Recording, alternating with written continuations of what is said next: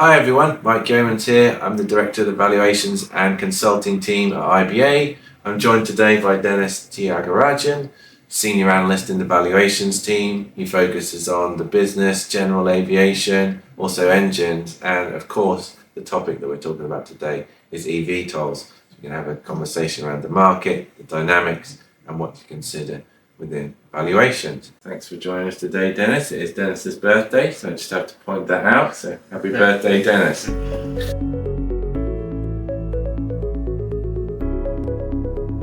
Obviously, a hot topic, pioneering area of the industry, and I'm sure those of you watching this video will be familiar with what eVTOLs are.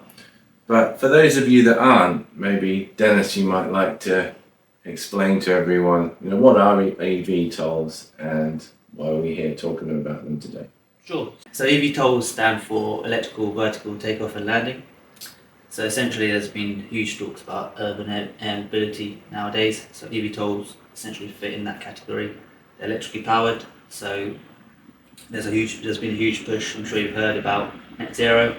So that fits perfect in that criteria, as we've seen a huge interest in ESG, which I'm sure we'll touch on later. So yeah, it's a space where it's growing interest, and the future looks bright for these assets. Okay, so what sort of size category do they fit into, and what sort of capacity of eVTOLs are there available in the market, and what might they replace, or is this a completely new area? It's not a completely new area. It definitely seems to be talks about replacing helicopters. In terms of passenger size, you're looking around 2 to 6 potentially. Okay. So, very small at first. Time will tell if it grows into a bigger, into the bigger category later on. It's definitely talked about as helicopter replacements, and a lot of helicopter leasing companies are actively following this, and some have even placed orders. So probably more the lighter end of the helicopter market initially as a replacement. How do you see the eVTOLs sort of competing in that market in terms of, obviously you mentioned capacity, but in terms of range and payload performance versus a helicopter? Are there any limitations there, or? Right now, yes. eVTOLs are much more heavier than helicopters, purely because of the battery. Right. So there's certainly a limitation there. Range is a huge factor here, because range is everything in the eVTOL space. Right now, the range isn't as high as you would expect right now, as it's still in its early phases. I wouldn't say it's a direct competitor to a helicopter right now, but time will tell as technology improves, and it's a space where people are following quite well. So it's kind of getting to a stage where that battery technology development, maybe that's one of the limiting factors, perhaps, as well as the weight you pointed out. Interesting. So are there any eVTOLs in service yet, or where are we in terms of entry into service timelines for these assets? So no eVTOLs are in service. Okay. In terms of entry into service, a lot of the most prominent key players in the space have varied timelines. So one early one said to be certified next year is Helicopter. Right. They're looking to showcase their aircraft in the Summer Olympics next year, Right. and hopefully be running fully operational in Singapore the same year. So they're looking like next year. But then you've got Archer Aviation, hoping to be certified by 2024, 2025 region. Okay. Same as Joby Aviation, another US-based one. Beta Technology, US, they're looking around 2025, I believe. They're targeting more cargo. And you've got Geant Air Mobility. You're looking at another US eVTOLs player. looking around 2026, 2027. So it's quite varied. EHang actually recently just announced they've been certified by the Chinese regulators. Okay. They've got a few orders. So they're definitely quite varied in terms of entry into service. Seems to be quite competitive with the American players and the Chinese players. So it's definitely a space that we're watching carefully and see how things develop. You've given a few names there, a few manufacturers and a few programs. I mean, how does that reflect the overall market? I mean, how many sort of different programs are there approximately at the moment? Sure. So right now I can't give you a figure, but we know the market is very saturated. Okay. It's over 100 players in the market right now. So naturally there's going to be, I think, consolidation. There's a lot of smaller companies that's going to seek new funding. So naturally companies will have to merge, which can be a good thing, as ideas can be shared, concepts can be shared, and it may even help eVTOLs become certified more quicker. Okay, excellent. So you talked as well about some of the names of the programs, but also about the timeframes for the entry into service. This is obviously a pioneering area of the industry. We know from other sort of civil aircraft programs that certification can be a challenge and can sometimes take longer than you might expect. So how confident are you in some of those figures, some of those timelines being achieved in terms of seeing these aircraft in the sky? I think a lot of these OEMs are quite ambitious with their timelines. My view is, I don't think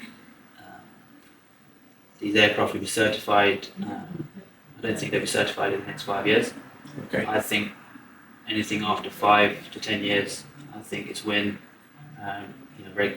EASA and the FAA will have proper guidelines into how to certify these aircraft. So I think more in the later stage. It could be pessimistic for some people, but this is my personal opinion. Okay, so you're a bit more conservative on the timelines and think that there's perhaps some ambitiousness there. I suppose that's probably going to put some pressure on the funding, as you mentioned, if that drags out and might force some of that consolidation that you were speaking about. So that's very interesting. So we talked about the certification. Are there any other sort of challenges that you see for eVTOLs about them becoming prevalent in the market? Challenges would be infrastructure would be one. Okay. You're going to need much more power compared to electric cars. You need bigger cables, bigger space, which isn't cheap. So it's going to be a lot of pressure for energy providers to produce this amount of power, because you need high voltage for these aircrafts. So there's a lot of challenge there. It's already hard enough to get a helicopter to land in London. So how are they going to get a huge number of eVTOLs to be landing into London? So there needs to be a absolute redesign in how we're going to have to do this. And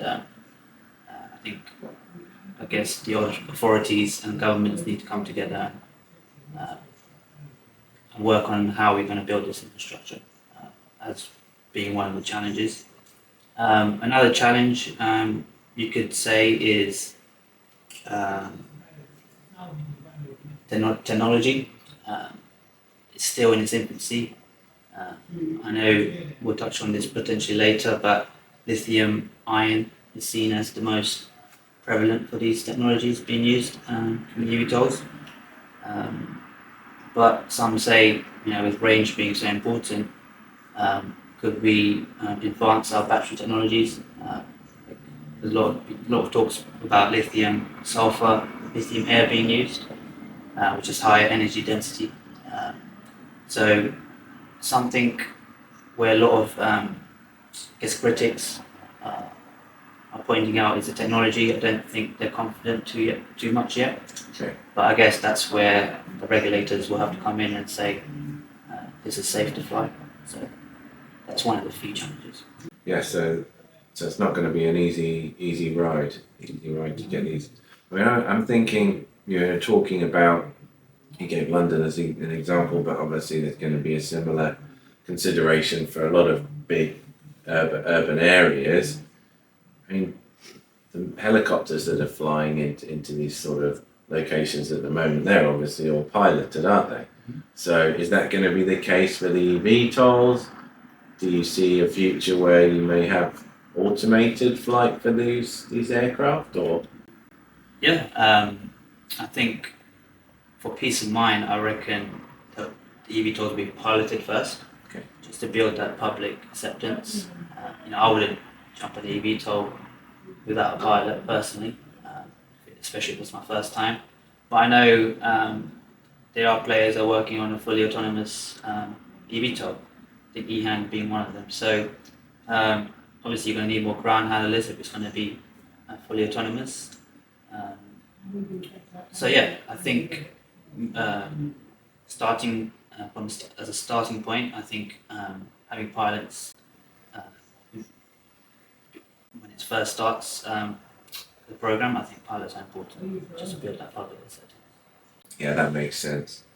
I suppose the sort of the data and the connectivity infrastructure that you have to facilitate that, as well as you mentioned all of the charging, and that's another big ask, isn't it? So yeah, it makes sense to have the pilots initially. You mentioned for the sort of public feeling of safety, having that pilot there, which has always been a limiting factor in the large sort of commercial world. But how do you think the public kind of view these aircraft at the moment? Do you think there's going to be a big uptake of people who are going to want to fly in eVTOLs, or do you think there might be some apprehension, or what's your feel for that at this early stage? It's a bit of both. I think there's quite a lot of people excited with eVTOLs, and can't wait to jump in one of these when it starts getting rolling out. But there's also the other side where people are quite skeptical of the technology, the longevity of these things, especially with the technology being so new. And this is an aircraft that's never been certified before, so it's going to have to address safety concerns over the long run. So I think there's a bit of both. I think there's excitement, but there's also a bit of skepticism as well. So okay, just picked up on a word that you used in there in terms of longevity. What sort of time frame, what sort of economic life do you think, for someone who might be watching this, looking at investing in an eVTOL or leasing an eVTOL to operate? Mm-hmm. What sort of life do you expect that you could get from one of these aircraft? right now, it's said to be set in cycles. Okay. So one number I have in my head is around 60,000 flight cycles. Okay. So you're looking around potentially maybe 10 to 15 years. Okay. When you can compare that to a helicopter, if it's been maintained and all that stuff, you're looking at 20 plus years. Oh. So that's where I guess the skepticism comes again, and the longevity as well.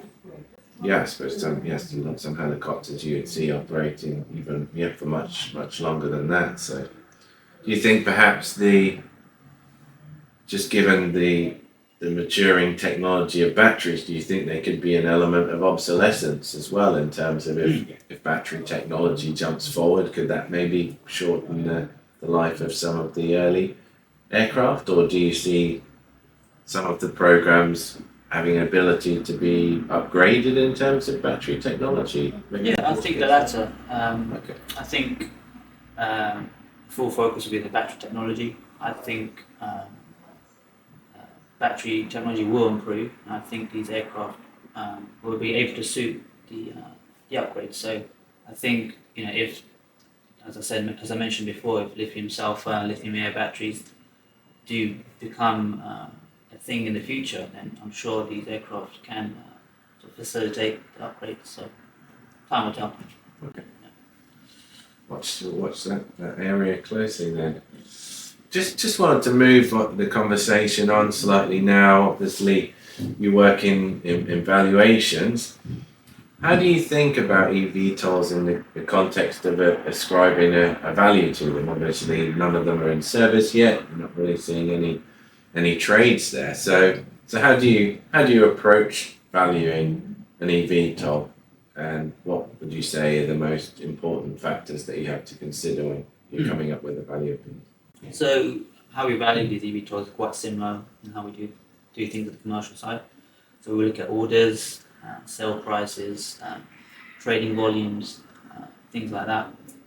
We would also have to consider the eVTOL's payload, range,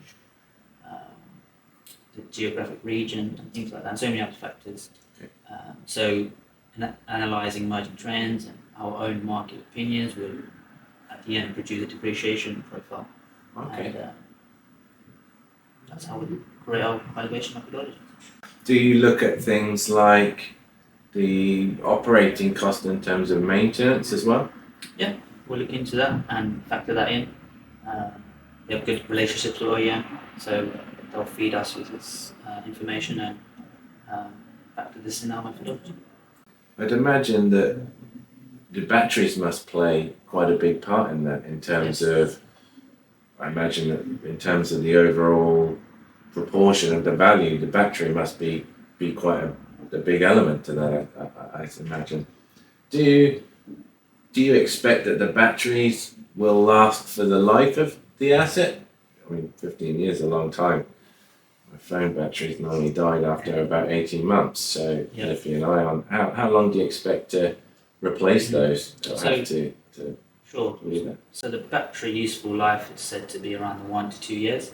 Okay. So it's not very economical. So you're going to need a whole load of batteries to run these things. So that's where I guess when I mentioned earlier the skepticism, is it feasible to do this with the whole replacing of batteries?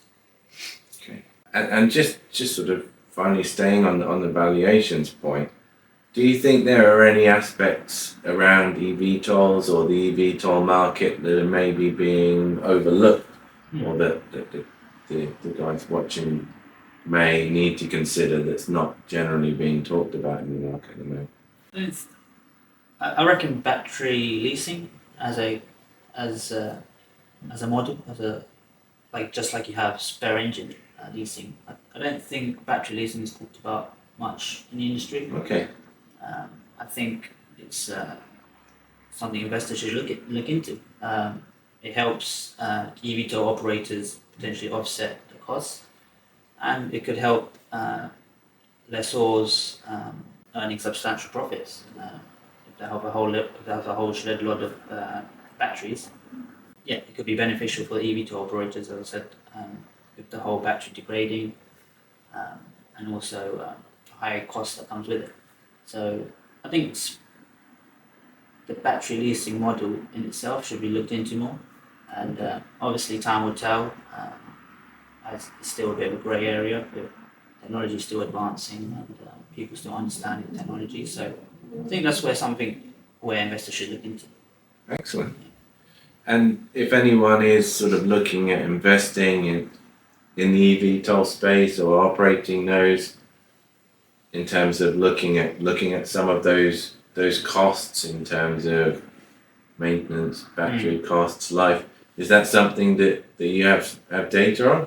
Yes. Like I said, we got good relationships with OEMs, which work closely and they provide us data and we analyze.